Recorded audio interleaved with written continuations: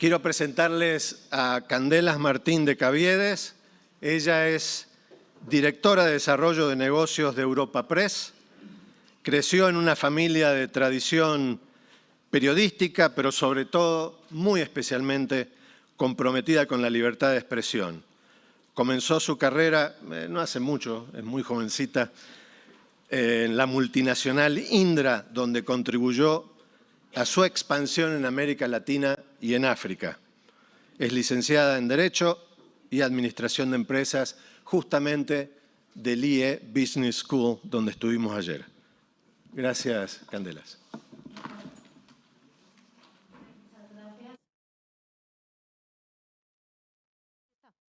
Vale, muchas gracias, Ricardo. Buenos días a todas y a todos. Muchas gracias por acompañarnos hoy a un panel que va a tratar sobre un tema tan relevante y tan sugerente como es la libertad de prensa y los valores que deben sostener la democracia. Porque todos sabemos que estamos en un contexto complejo, difícil, mucha polarización, desinformación, se están atacando a las instituciones y eso nos hace ser conscientes de la fragilidad de nuestro sistema democrático y de la necesidad que tenemos de protegerlo. Y todos aquí compartiréis conmigo que libertad de prensa y democracia van de la mano y que es nuestra responsabilidad, la de los medios, de defender estos valores, pero también, y de eso va a ir el panel, es responsabilidad de las empresas y de todos los ciudadanos. Y para ello, qué mejor panel, personalidades muy comprometidas con esta libertad de prensa. Yo creo que no necesitan presentación, pero bueno, voy a leer un par de líneas sobre su trayectoria y luego les daré a ellos la palabra porque es a quienes ustedes quieren escuchar con atención. Comenzamos con Javier Cremades, es presidente de la World Jurist Association y fundador de Cremades y Calvo Sotelo Abogados. Despacho internacional con presencia, si tengo bien entendido, en 8 países. Es doctor en Derecho por la Universidad de Regensburg, Alemania, doctor en Derecho por la UNED en España y doctor honoris causa por la Universidad Internacional de Valencia. También me consta que es un gran comunicador y un excelente anfitrión. Tenemos también con nosotros a Manuel Aragón, magistrado emérito del Tribunal Constitucional de España. Fue catedrático de Derecho Constitucional, con una obra científica extensa y variada. Autor de muchos libros, formado en la Universidad Complutense de Madrid, con una licenciatura y doctorado en Derecho. Y sobre todo, para quien no los conozca, es un jurista de gran prestigio y reconocimiento en España. Juan Luis, yo creo que te conocen todos aquí muy bien, pero también diré un par de palabras sobre ti. Es asesor internacional de la World Law Foundation y presidente de honor del diario País de España, del cual es uno de sus fundadores. Fue presidente y consejero delegado de Prisa durante 42 años, académico de la Real Academia Española y estudió filosofía en la Universidad Complutense de Madrid y se graduó en la Escuela Oficial de Periodismo. Bueno, pues podrán coincidir todos conmigo que es un panel fantástico para tratar el tema que hoy nos preocupa y nos ocupa. Si os parece, a los tres vamos a hacer una primera ronda en la que me gustaría que nos comentarais cuál creéis que son estas amenazas a las que se enfrenta la libertad de expresión, qué tendencias os preocupan más o menos. Por seguir un orden, porque no sabría elegir entre vosotros tres, vamos de izquierda a derecha. Comenzamos contigo, Javier. Muchas gracias. Buenos días.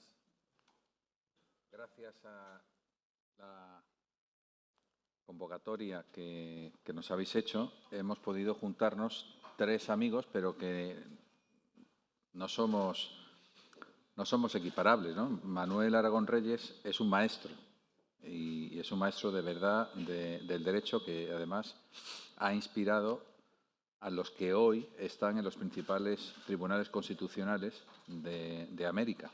Él no solamente es una referencia en España, sino es una referencia global. Es probablemente el constitucionalista más importante que habla español.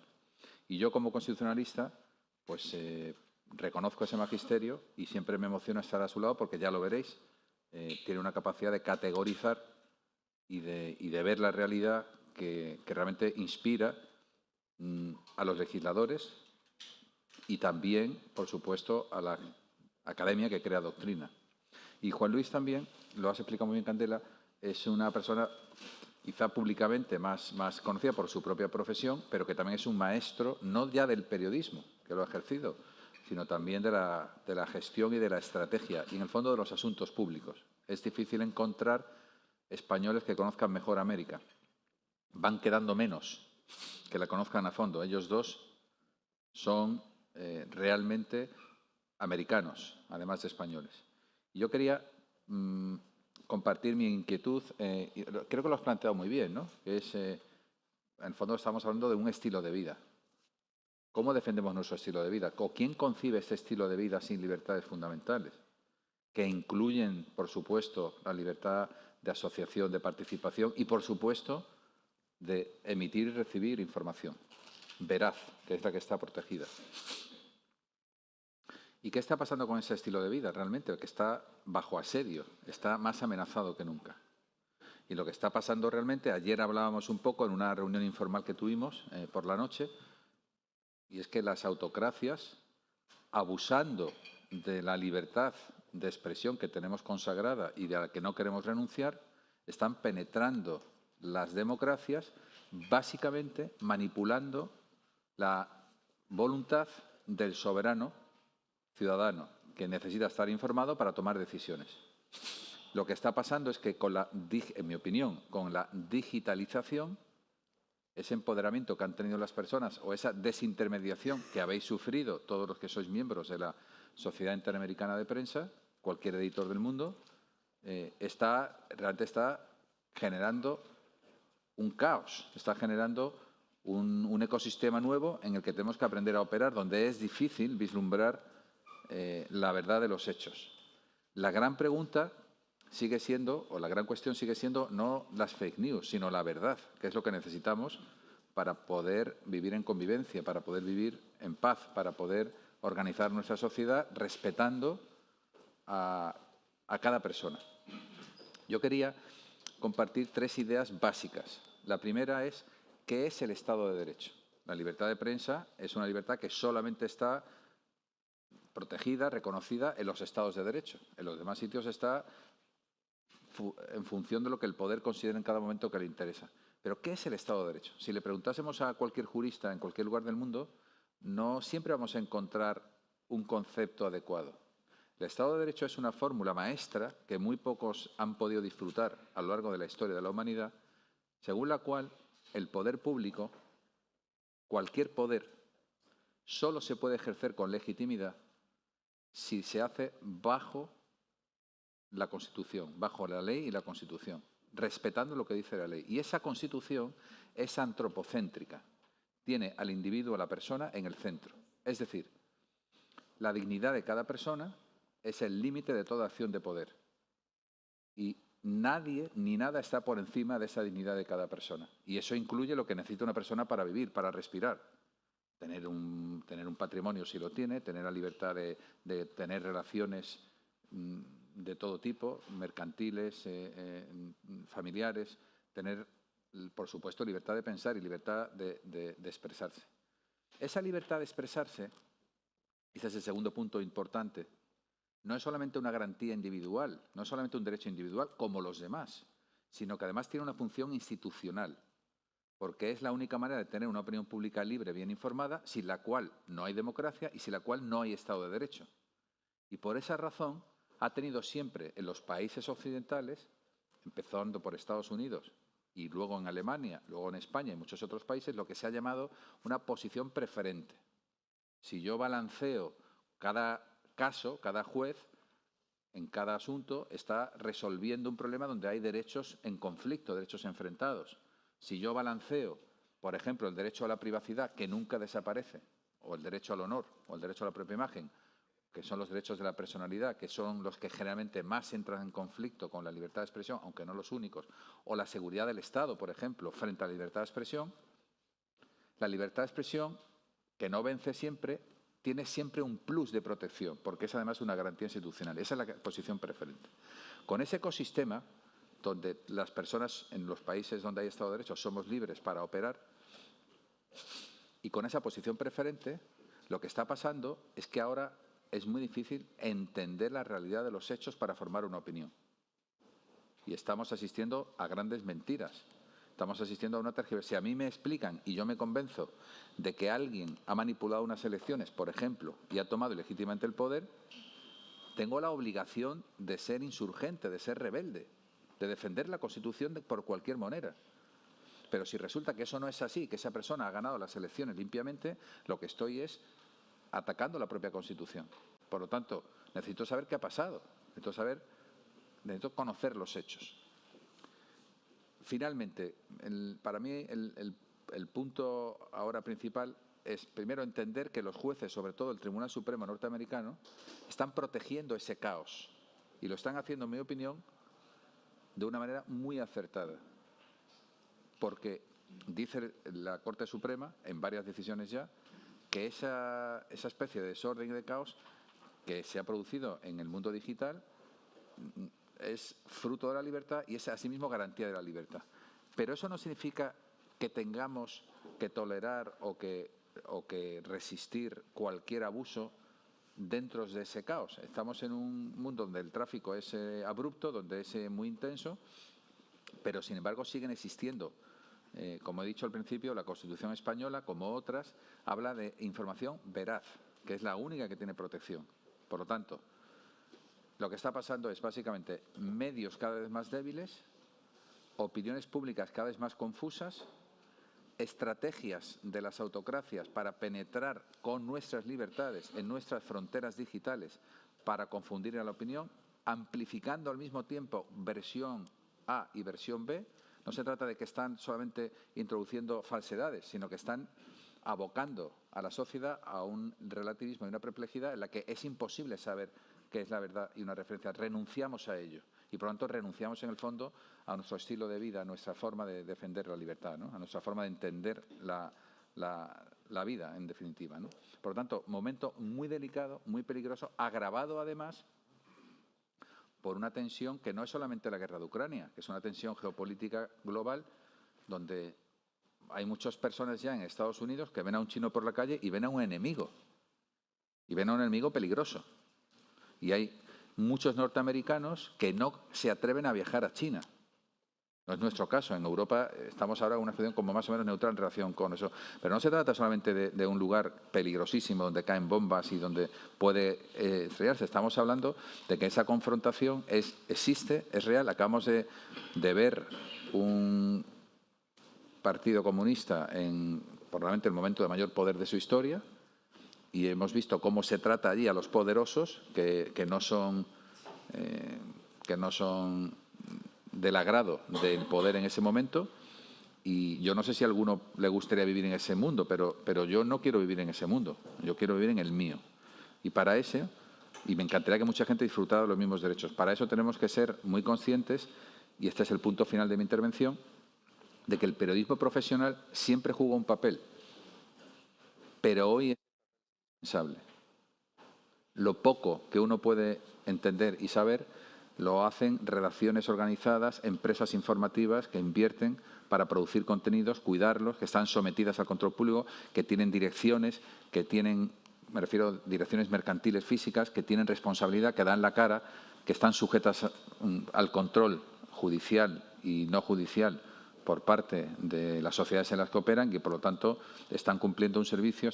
Eso hoy, como digo, siendo como es mucho menor el poder, sin embargo la función sigue siendo absolutamente imprescindible más que nunca. ¿Qué sería de nosotros si no hubiera, no me refiero solamente a legacy media, a medios fuertes y tradicionales, sino a medios de comunicación, aunque sean digitales, nativos digitales, ¿no? ¿Qué sería de nosotros sin esas redacciones, sin esa pluralidad, pero bien organizada y bien responsable? Este es mi punto de partida, que como veis pues es un punto de preocupación y al mismo también de ilusión, porque creo que esta batalla la vamos a ganar, pero vamos a tener que ser todos mucho más conscientes de que no podemos, tenemos que educar, igual que hemos sabido educar nuestra forma de comer para no morir, vamos a tener también que educar nuestra forma de informarnos para no perecer como tribu y como sistema. Muchas gracias. Gracias, Javier.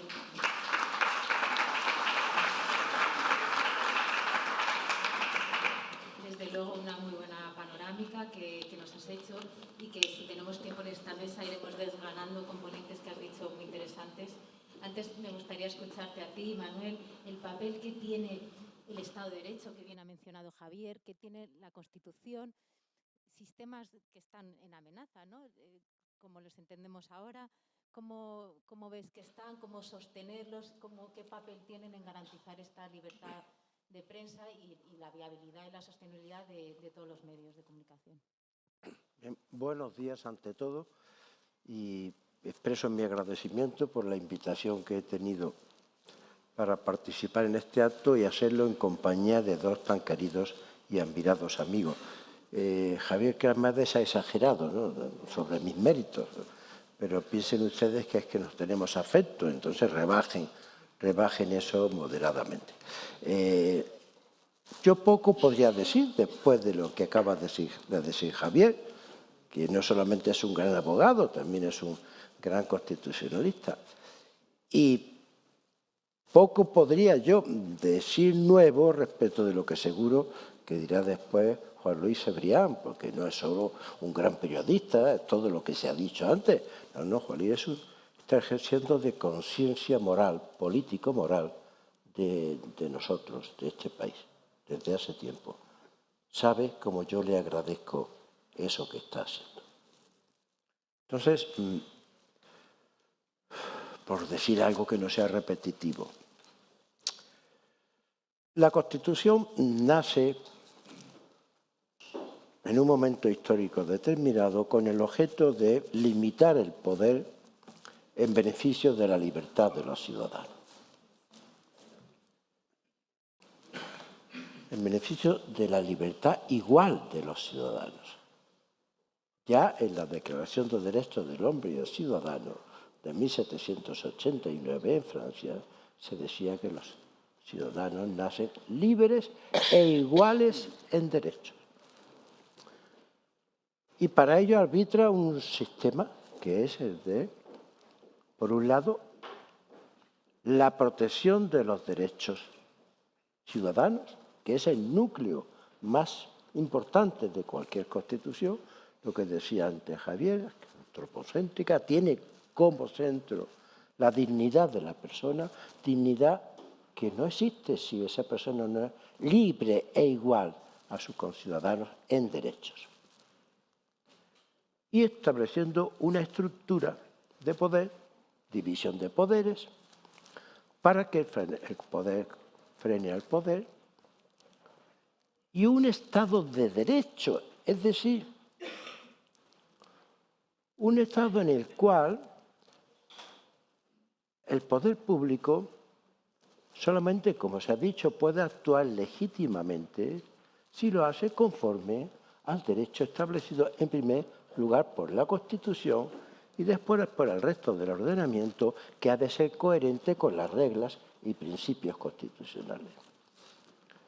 Dentro de la división de poderes es fundamental uno de ellos, son todos fundamentales, ejecutivo, legislativo, pero es fundamentalísimo el Poder Judicial, porque sin justicia independiente no hay Estado de Derecho. Y sin Estado de Derecho no hay Estado constitucional democrático.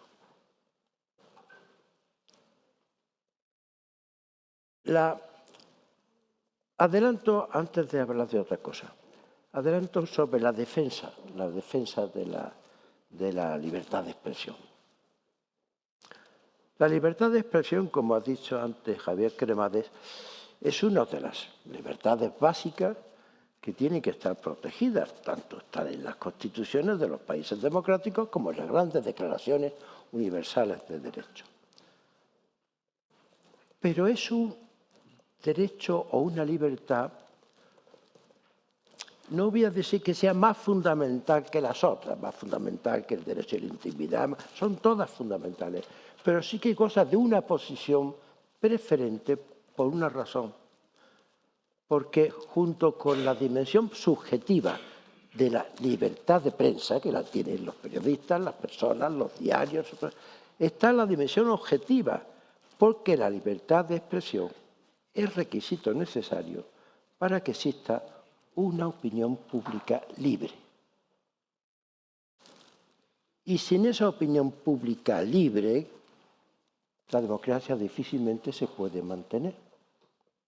Por mucho que el derecho haya previsto medidas para acudir a los tribunales, para... No voy a citar a autores, que eso está muy feo. Los profesores a veces exageran con esas cosas.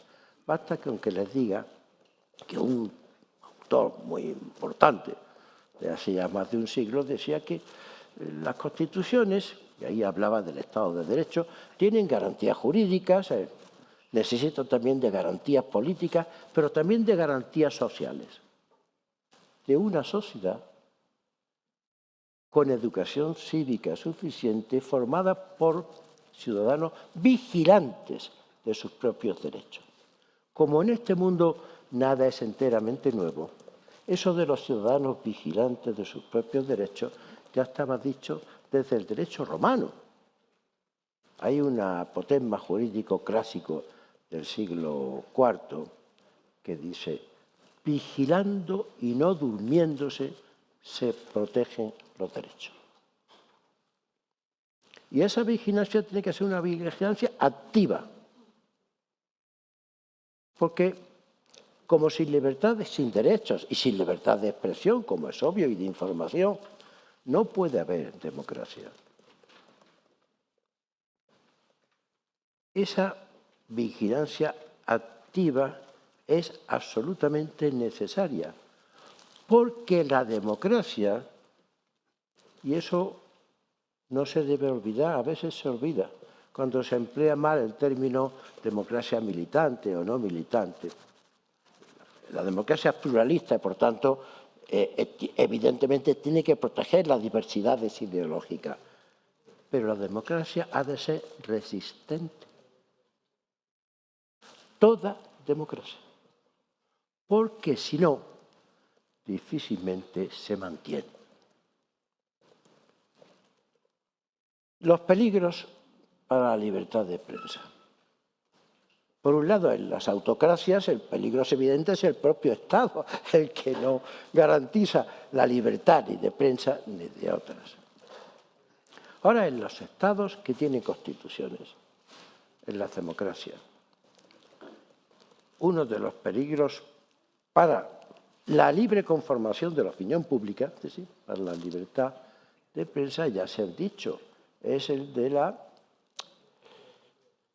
debilidad quizá de los medios clásicos y, yo diría, necesarios, que son los institucionalizados de información, periódicos, medios audiovisuales, porque tiene mayor seguridad en que la opinión que se emite y la información que se emite está contrastada, frente al magma hoy del mundo digital, de las redes sociales, que contribuyen a aumentar la información, pero también a la confusión y a la mentira. Otra amenaza, la amenaza que proviene de determinadas ideas que nos trasladan a un mundo que creíamos que ya había desaparecido, que era el mundo de una sociedad dividida por grupos privilegiados. La igualdad de todos ante la ley, los iguales derechos que tenemos los ciudadanos, procedían de que los ciudadanos, para el Estado, los ciudadanos todos eran iguales, tenían los mismos derechos, pertenecieran a un grupo o a otro.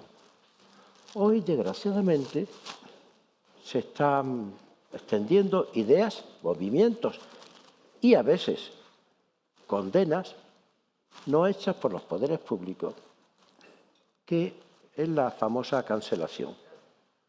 Están desterrando y que intentan desterrar no solamente la pluralidad lícita de una democracia en cuanto al mantenimiento de las ideas, sino la igualdad, arrogándose grupos determinados privilegios sobre los demás, de manera que todos los demás han de atenerse a los mandatos de ese o esos grupos. La unidad del demos, que es lo propio de la democracia, se está atomizando. Otro peligro que siempre ha existido, aunque el Estado sea democrático, los intentos de los gobiernos para mediatizar la opinión pública a través de determinados medios de comunicación. Eso es algo bastante importante. Y por último, ya termino, Candela.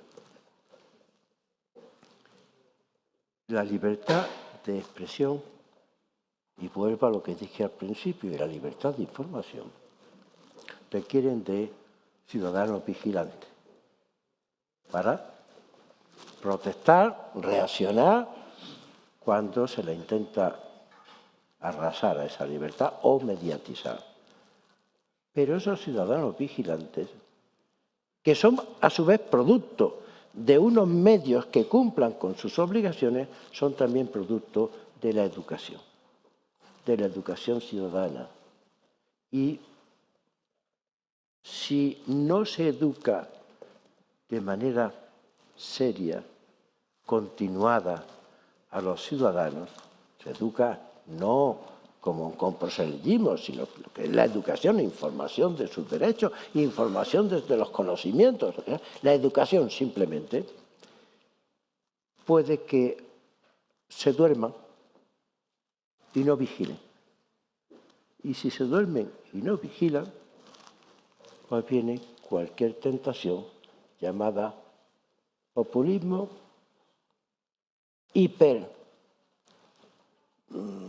excesos de los ejecutivos, distorsiones de la división de poderes, amenazas a la independencia judicial, en último caso, falseamiento del sistema institucional que se llama Estado constitucional y que es el único que rectamente entendido ha servido para tener el máximo de libertad, igualdad y progreso social y económico en los últimos siglos. Y nada más. Muchas gracias.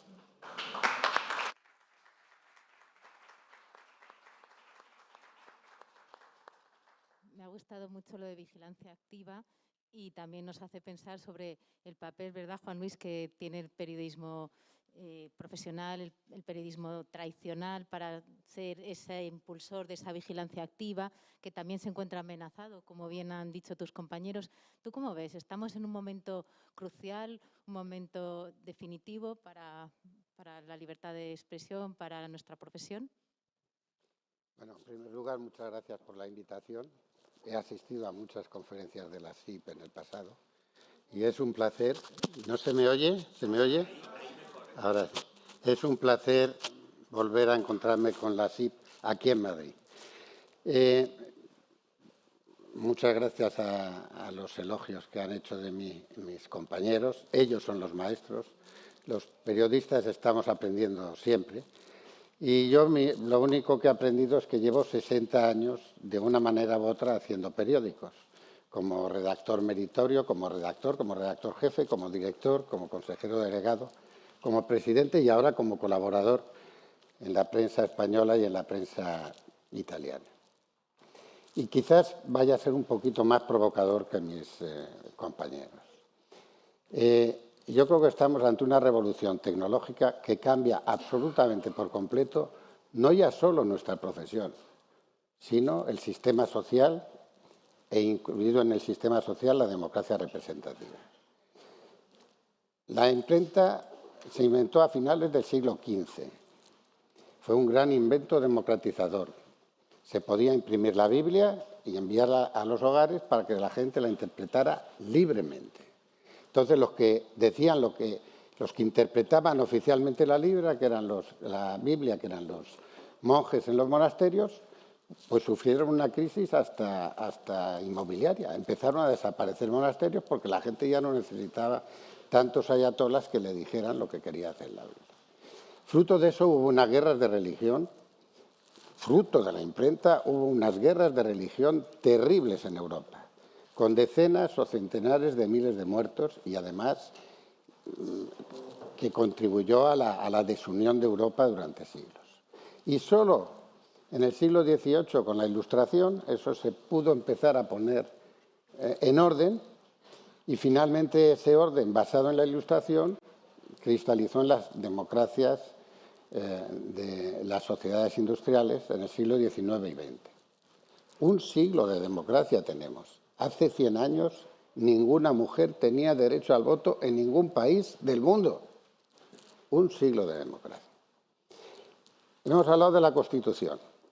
¿Cuál es la primera ley que aprueban los constitucionalistas en Cádiz? La Ley de Prensa e Imprenta. Es la misma primera ley que aprobó el Parlamento británico previamente. Esa Ley de Prensa e Imprenta de Cádiz, textual, es la primera ley que aprueba la República de México en su independencia. Es decir, la prensa aparece como una de las bases del sistema democrático, porque, como decía Jefferson, como el sistema está basado en la opinión pública, entre un gobierno sin periódicos o periódicos sin gobierno, prefiero lo último. Lo prefería cuando no estaba él en el gobierno, por cierto. Bien, yo diría que esto se ha acabado. ¿Por qué se ha acabado? Porque ¿qué hacemos los medios de comunicación en una sociedad como la digital que está por principio desintermediada? Ahora ya no se habla del periodismo ciudadano, que hace 10, 15 años estaba de moda. Es que la gente, es decir, Scalfari, el fundador de la República de Roma, decía, un periodista es gente que cuenta a la gente lo que le pasa a la gente. Pero la gente ya cuenta lo que le pasa directamente en las redes sociales, por su cuenta, etcétera y tal. Entonces, ¿qué futuro tenemos y qué futuro tiene la democracia representativa?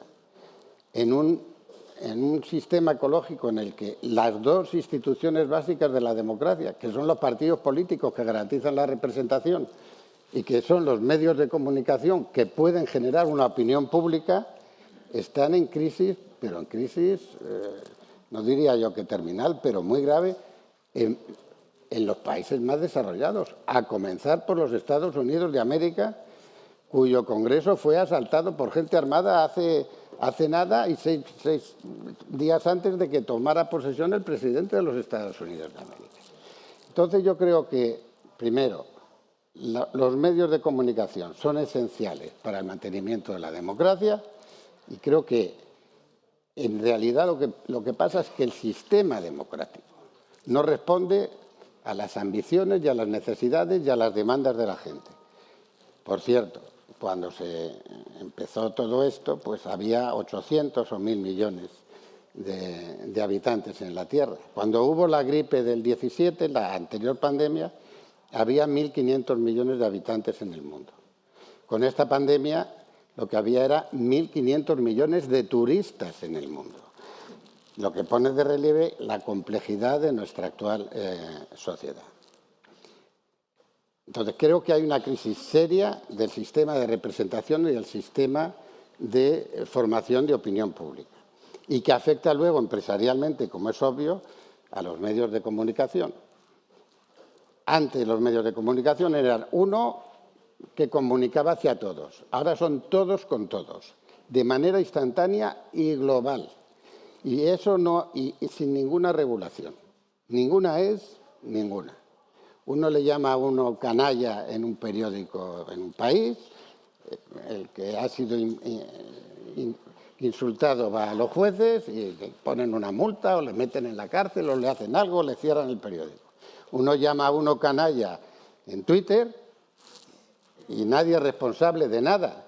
Y no hay ni defensa ni sanción para el que ha infringido la ley.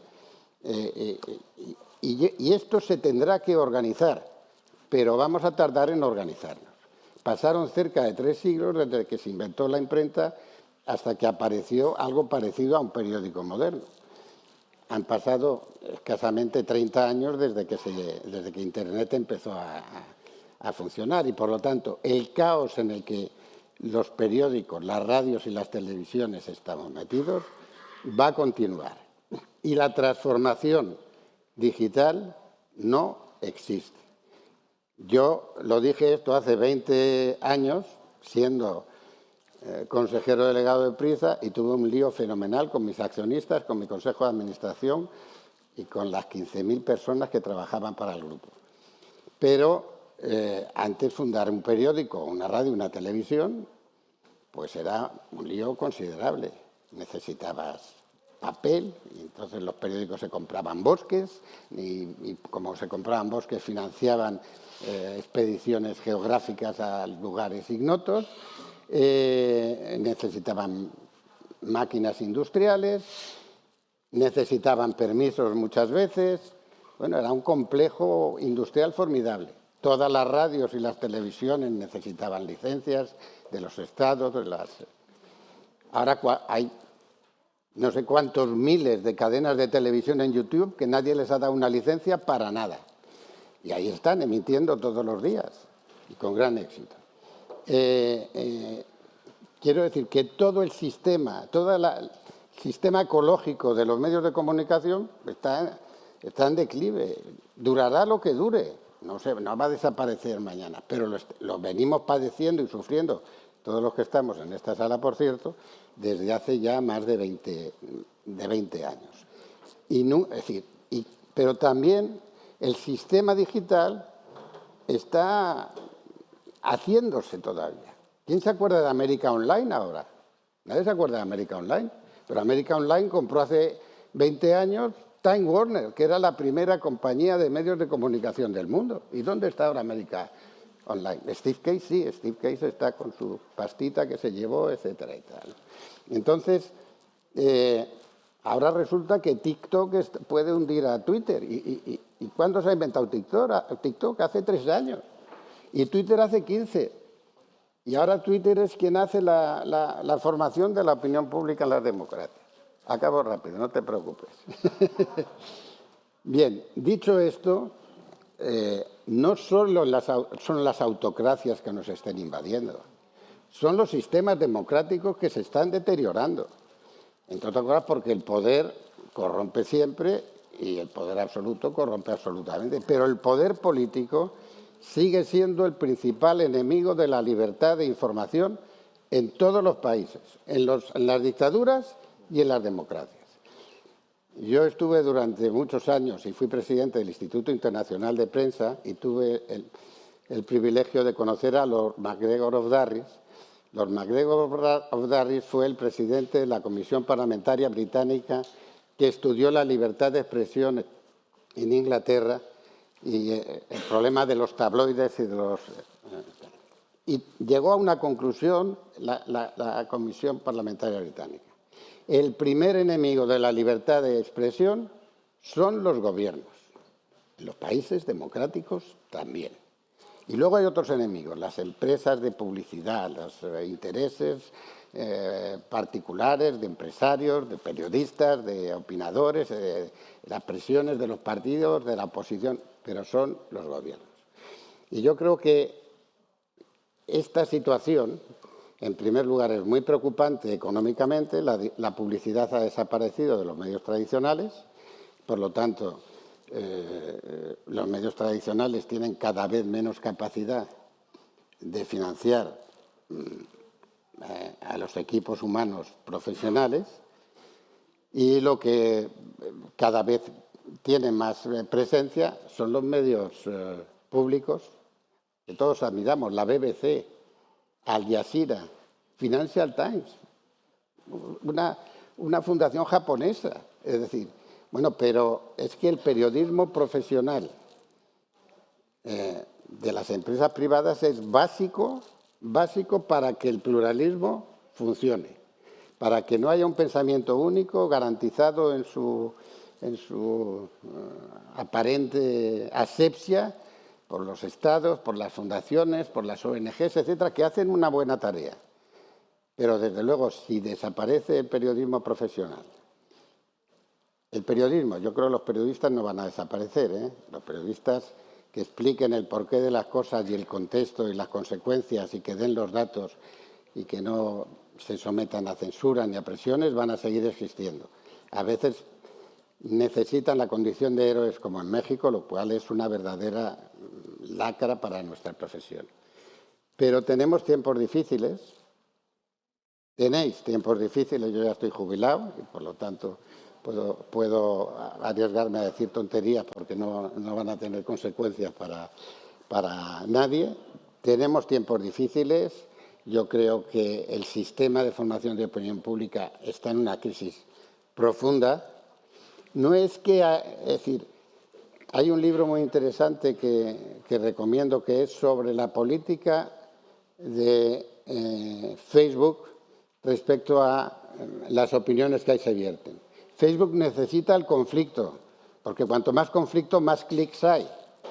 Y ha habido una investigadora de la Universidad de Oxford, Carissa Bellis, que así lo ha explicado en un libro muy interesante que recomiendo. Entonces, el conflicto, las fake news, no están promovidas solo por Putin, que por supuesto, por los iraníes, por los chinos y por los regímenes totalitarios. Están promovidas también por las actividades comerciales, políticas, etcétera, de muchas de nuestras democracias. Y no es que sean malvados, es que el sistema ha cambiado, es que la imprenta ha desaparecido como el núcleo fundamental de la distribución de conocimiento, de investigación y de sabiduría. Y es la sociedad digital la que nos está sometiendo a un estrés del que no sabemos cómo saldremos. Muchas gracias.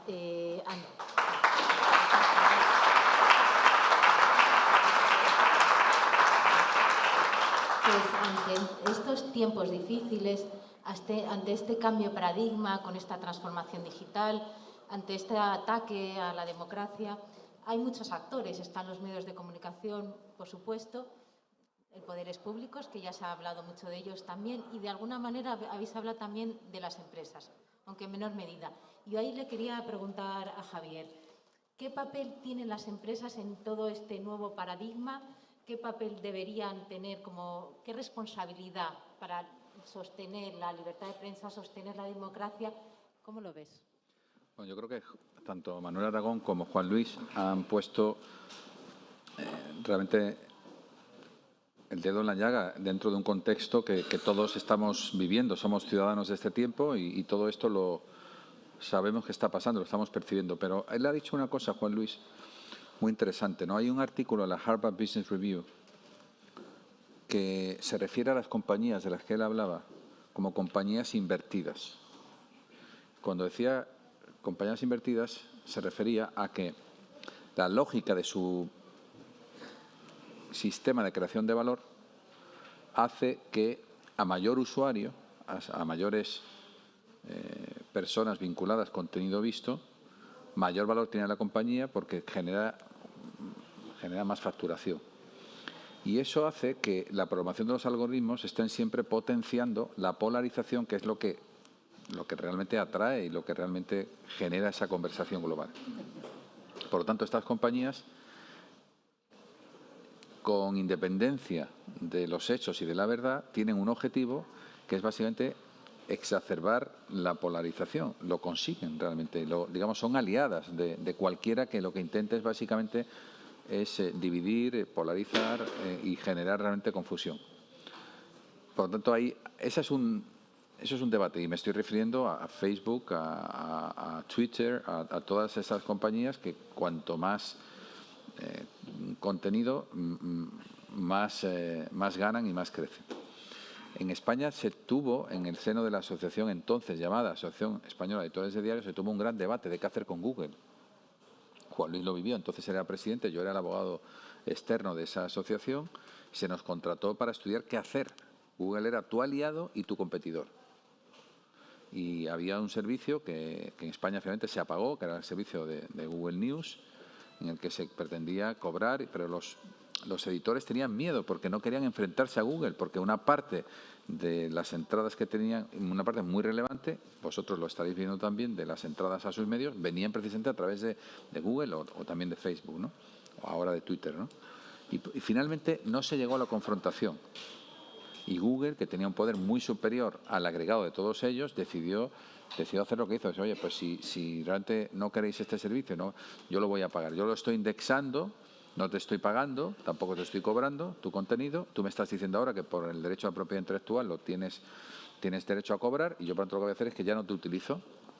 Y todos salieron perdiendo, sobre todo los medios de la Asociación Española de Editores de Diarios. Ese es el segundo punto. Y el tercer punto es el papel que hacen las compañías multinacionales en la defensa de la libertad de expresión en países muy variados.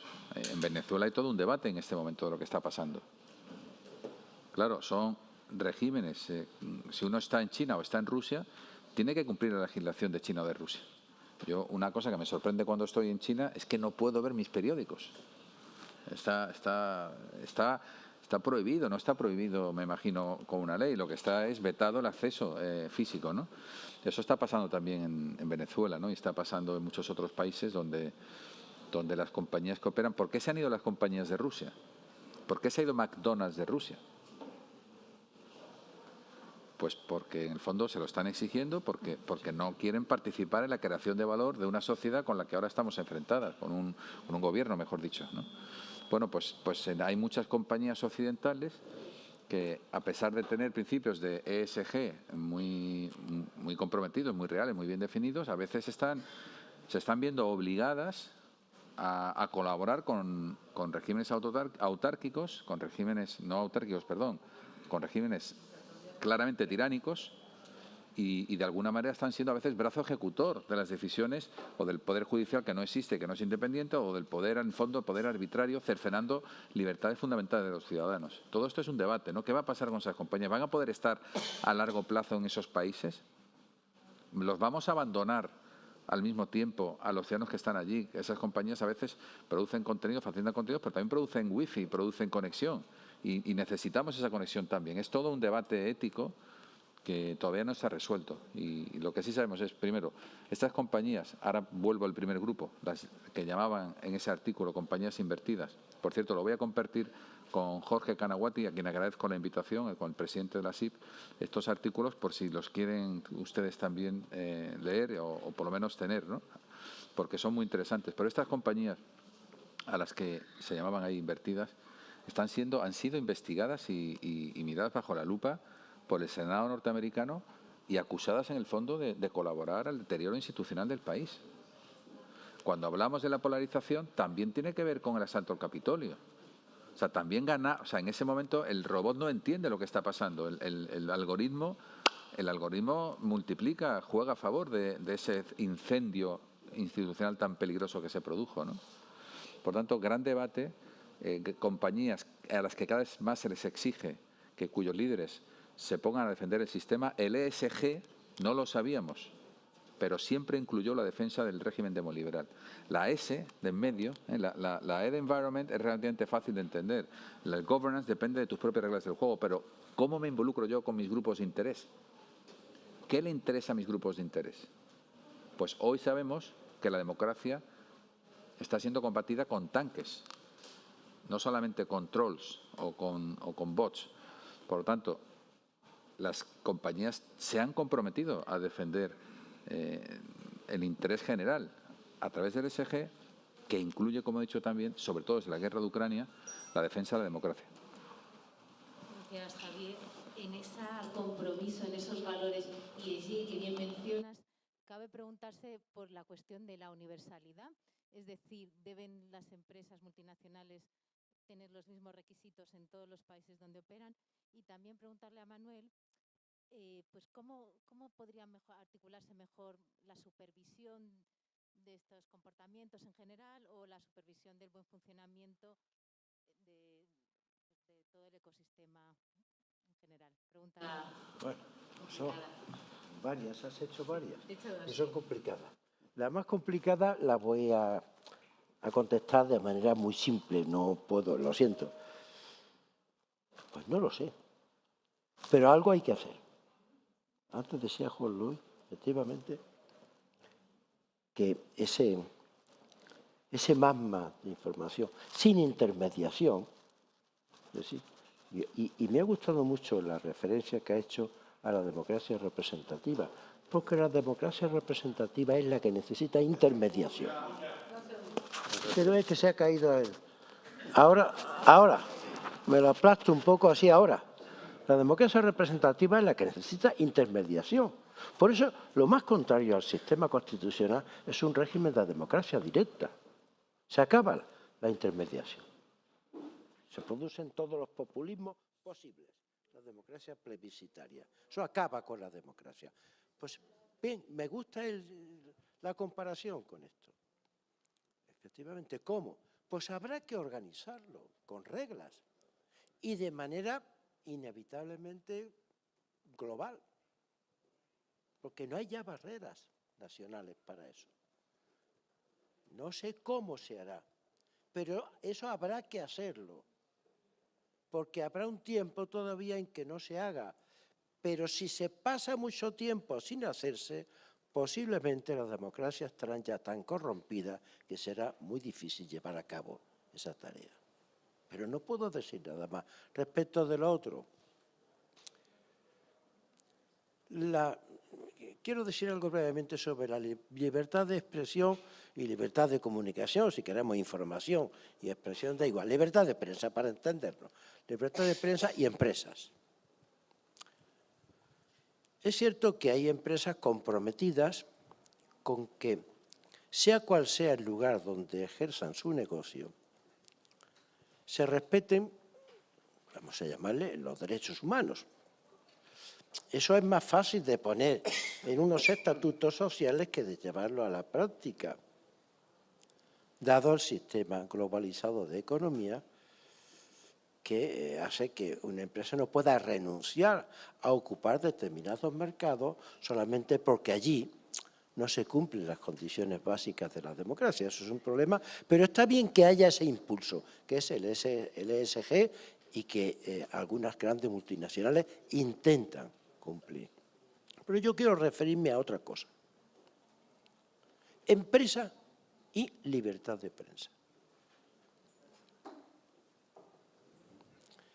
Se ha dicho tantas veces el cuarto poder, con la libertad de prensa. Claro, es un poder de control, claro que sí. ¿Qué es un poder de control? Por eso decía Jefferson lo que decía. Claro que es un poder de control, poder social de control. Y que no debe estar en manos públicas porque entonces sería un falso control, un autocontrol. Bien. Pero no se trata solo de controlar el poder político. También se debe controlar socialmente el poder empresarial, el gran poder empresarial, el poder económico. ¿Cómo? Pues mediante la crítica, la información veraz, la crítica libre. Es decir, claro que sí, que la prensa tiene mucho que decir sobre el comportamiento de las empresas. De tal manera que, sin que haya libertad de prensa, puede ocurrir primero que la empresa abuse, pero algo casi peor, que la empresa se vuelva ineficaz porque los controles no solo son un límite del poder, son también una ayuda para que el poder sea eficaz. A veces nos olvidamos de esa segunda dimensión del control. Mientras más sometido a juicio, a verificación, a contraste está el poder, más limitado está, pero también más eficaz, en el mejor sentido de la palabra, puede ser. Y eso es lo que yo quería decir. No sé si había otra cosa que me has preguntado, pero se me ha olvidado.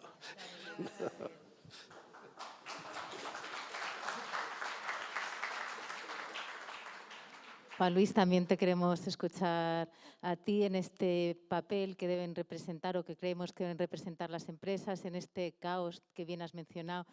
Pues ¿qué papel tenemos también los medios de comunicación?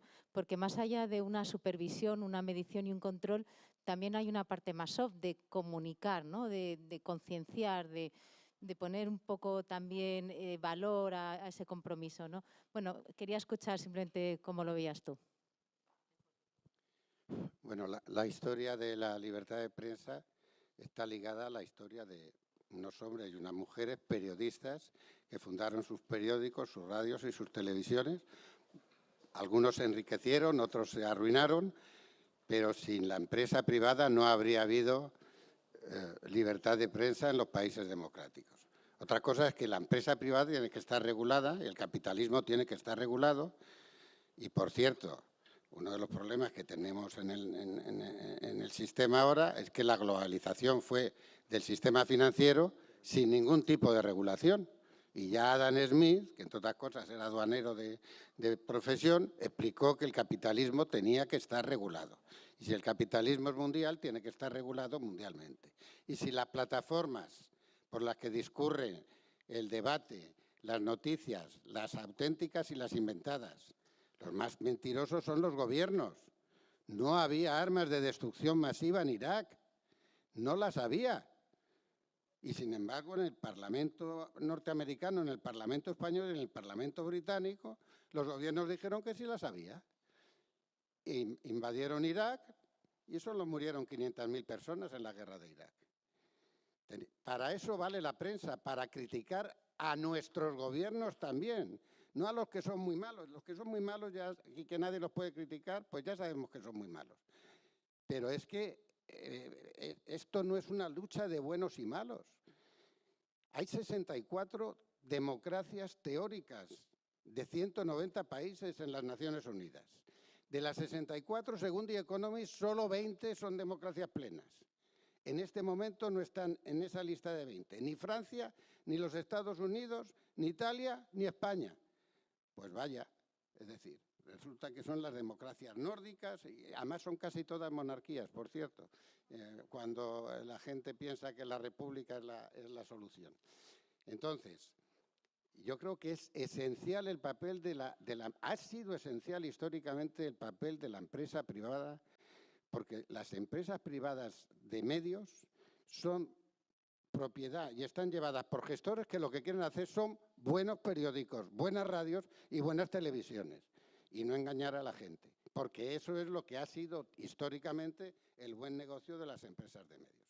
Todo esto está a revisión porque ahora las empresas de medios crecen en el ecosistema digital, pero yo creo que es muy importante que las asociaciones, o sea, que los editores, los publishers y los editors del mundo estén conscientes de esto, porque un peligro que hay, muy serio, por lo menos en España, es la autocensura de las redacciones.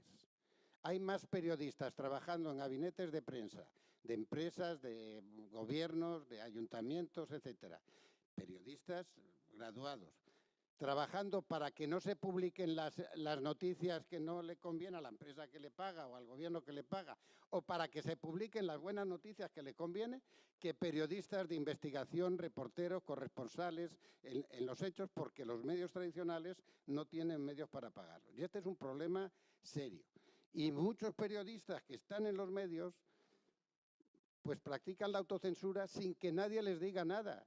No les ha dicho nada el director ni el propietario de la empresa, pero hay cosas que a lo mejor es mejor no meterse en ellas, no vaya a ser que moleste a no sé quién en mi empresa o en no sé dónde o en un primo del director y yo me la cargue. Y este es un problema serio en este momento en la prensa y en los medios de comunicación españoles, pero estoy seguro que en los de América Latina también y en muchos de Europa. Y paradójicamente son muchas veces los propietarios de las empresas y los directores los que incitan a los periodistas a tomar decisiones e investigar historias que van a poner en riesgo y en confrontación a las propias empresas, pero que saben que la función de control del poder obliga a los empresarios a ser coherentes con lo que ellos quieren hacer y con el tipo de empresas que poseen, que han fundado, que han heredado, que han comprado o que van a comprar, heredar o fundar. Sin empresas privadas en un sistema capitalista de economía privada, no habrá libertad de prensa. Esto es con toda seguridad. Esto no quiere decir que todas las empresas privadas sean buenas. Las hay buenas y malas como en todos los sectores. Y por último, claro, tenemos un problema, Javier. Es que el 80% de las medicinas que se fabricaban en el mundo se fabricaban en China. Es que de lo que llevamos puesto, yo no sé cuántas cosas llevo encima que se han hecho en China y en países que son autocráticos, etcétera. ¿Vamos a aniquilar la globalización? no la vamos a aniquilar, porque el sistema digital es global, se pongan como se pongan hasta los chinos y hasta los iraníes, que también han prohibido las plataformas y la gente pone en los balcones sus plantas de pequeños satélites para conectarse con las plataformas occidentales, etcétera. Entonces hay un tiempo de desorden fundamentalmente, como lo hubo después de la invención de la imprenta. Y este tiempo va a durar. No va a durar 5 años, ni 10. No va a durar 3 siglos, pero va a durar un poquito.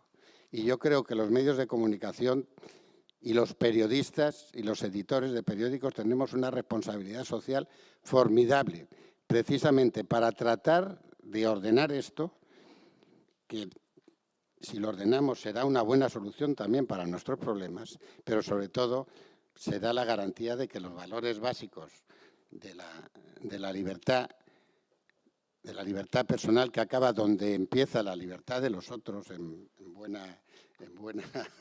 buen razonamiento democrático, pueda organizarse. Pero el modelo antiguo no nos vale. Otra cosa es que, pues como tampoco valían los pergaminos y los copistas cuando se inventó la imprenta, pero duraron un tiempo, porque esto es un proceso en desarrollo. Y yo creo que tenemos que estar preparados para convivir con el desorden, que incluye el desorden democrático y que incluye a la erosión interna de las democracias, aparte de los ataques de los autócratas. Muchas gracias.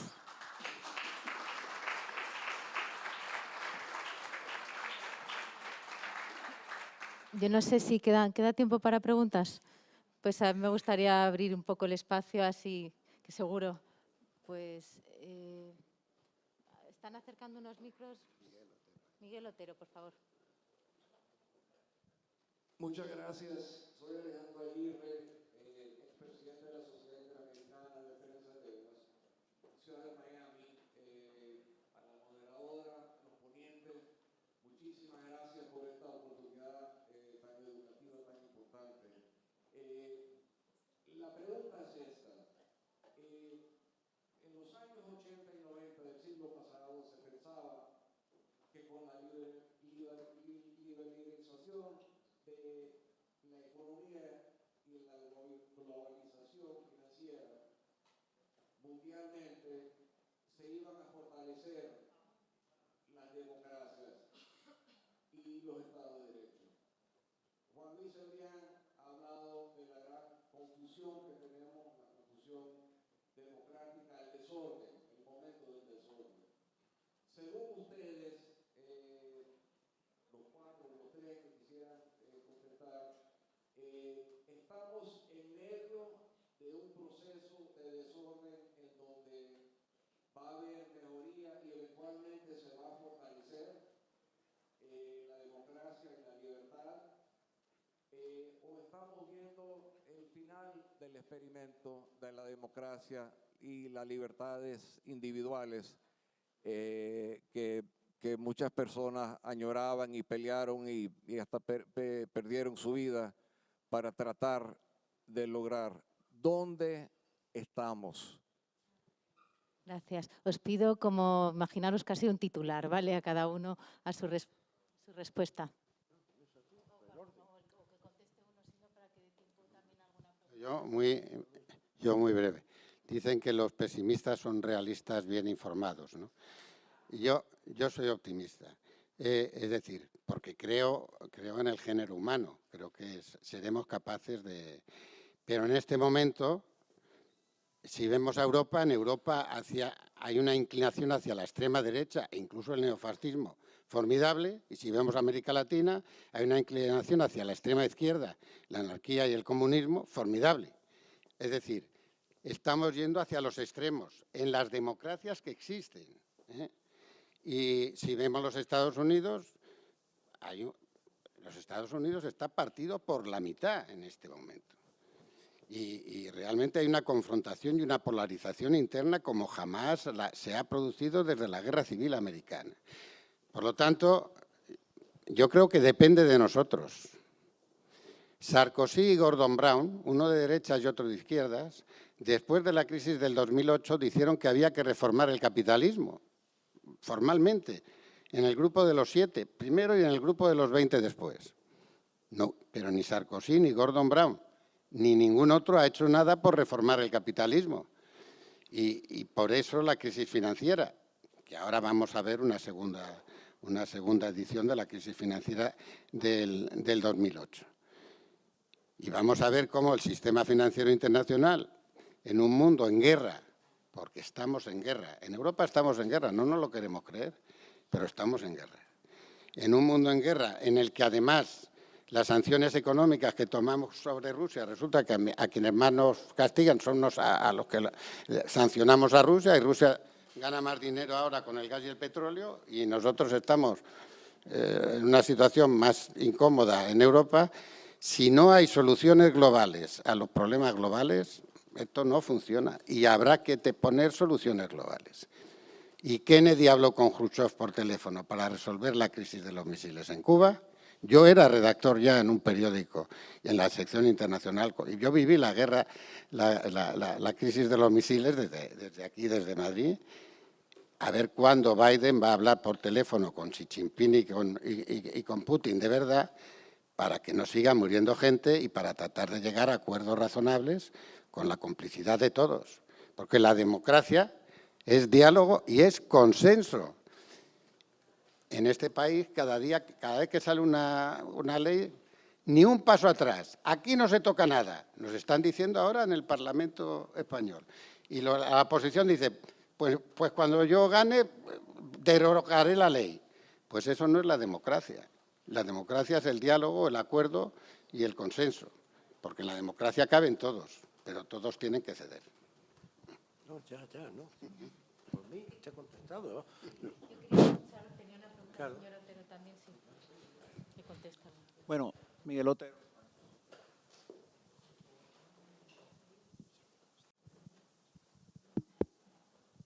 Miguel Otero. ¿Se oye? Ah, perdón. El Nacional de Venezuela. Bueno, aquí Javier Cremades mencionó el tema ético en relación a lo que sucede en Venezuela y que puede suceder en otros países. Y tiene que ver con este funcionamiento de la aplicación de los valores, porque hay valores democráticos fundamentales que tienen que ver con la libertad de prensa, pero eso está sujeto también a la acción que tengan las empresas en países democráticos que tengan unas legislaciones.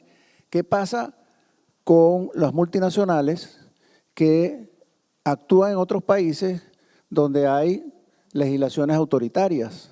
Entonces, estas multinacionales violan sus principios fundamentales en sus sitios originales porque en los países donde están operando hay unas legislaciones que los obligan a violar los principios fundamentales. Este es un problema que está sucediendo en Venezuela y que va a suceder en muchos países en relación a la libertad de expresión en el tema de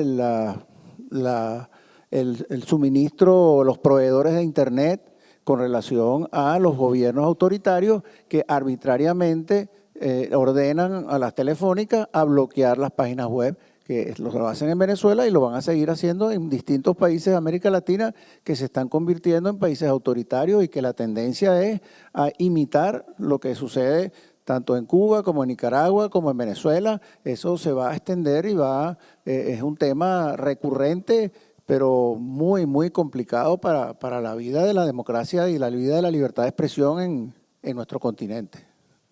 Javier, sí, por alusiones.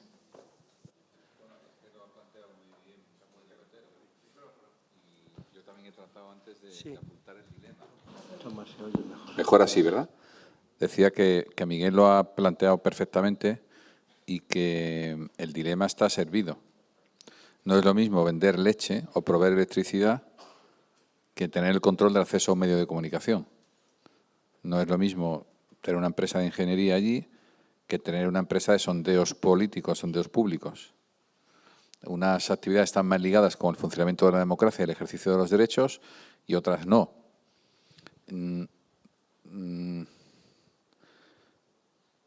Como tú dices, estas compañías van a estar cada vez más sometidas a presión. ¿Qué realmente ¿qué interesa más a un venezolano? Al venezolano que está allí atrapado en un gran campo de refugiados, que es la vida realmente en una tiranía como aquella, ¿no? Que sigan desapareciendo. Yo recuerdo la impresión que tuve en el aeropuerto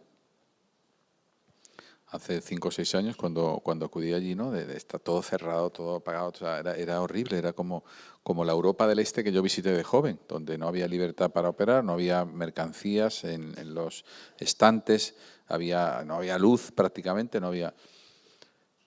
Bueno, como digo, es todo un dilema. Lo que sí es cierto es que hay límites que no se pueden traspasar. Es decir, que los principios, esto de que tengo unos principios, pero si no les gustan tengo otros, vale para un sketch y para una comedia, pero no vale para la vida real, ¿no?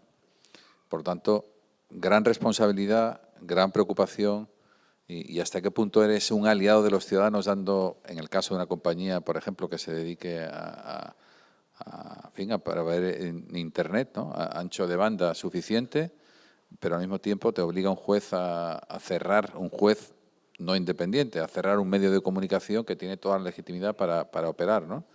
Como digo, es una situación enormemente delicada, pero todo esto se va a tener que ir decantando hacia una posición porque las sociedades los ciudadanos vamos a querer saber, vamos a querer entender, vamos a querer exigir coherencia. Tanto gran momento, gran dificultad. Está pasando también con el tema de las escuchas, las interceptaciones. Las interceptaciones existen en España, en Estados Unidos, en todos los países, por orden judicial. Y existen en Venezuela, por orden judicial. Pero claro, ¿bajo qué constitución? ¿Bajo qué jueces? Claro, es normal que el 20% de las conversaciones se intercepten, que haya habido millones de interceptaciones. No es normal.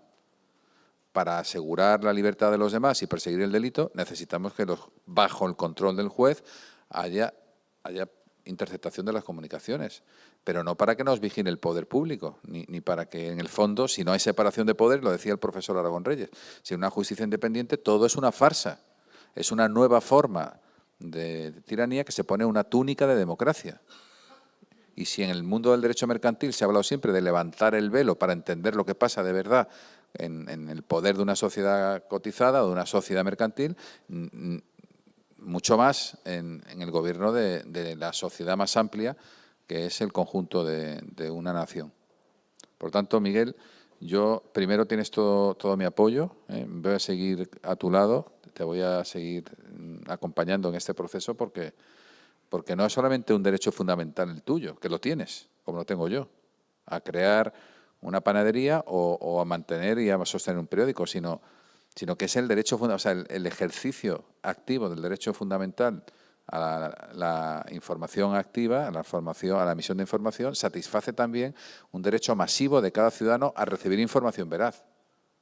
Al liquidar, al limitar o al cercenar el ejercicio del periodismo de un medio de comunicación, estamos también atacando la dignidad de todas las personas que puedan ser sus lectores y que necesitan o que quieren tener esa forma, ese ángulo de entender su propia realidad para tomar sus propias decisiones y organizar su vida en paz y en libertad. Gracias. Voy a añadir brevemente una cosa. Estoy de acuerdo con lo que dice Javier. Voy a añadir algo que ya se ha dicho antes, pero después o algo más, que es, hay un problema ahí, que es en la globalización económica, ¿sí? No nos olvidemos que el problema no es simple, es complejo. Las empresas deben ser también conscientes de esos principios, de ética de los negocios. Sí, pero yo creo que hay que exigirle más, necesariamente, mayor capacidad de sanción, de vigilancia y de condena y de no ayuda a los gobiernos democráticos que a las empresas privadas. Quiero decir, no exijamos a las empresas privadas lo que muchos gobiernos democráticos no están haciendo respecto de esas situaciones. Eso no quiere decir que no sea conveniente que las grandes multinacionales, también con una dimensión institucional que tienen, proyecten también mediante su negocio pues una idea, un estilo de ética de los negocios.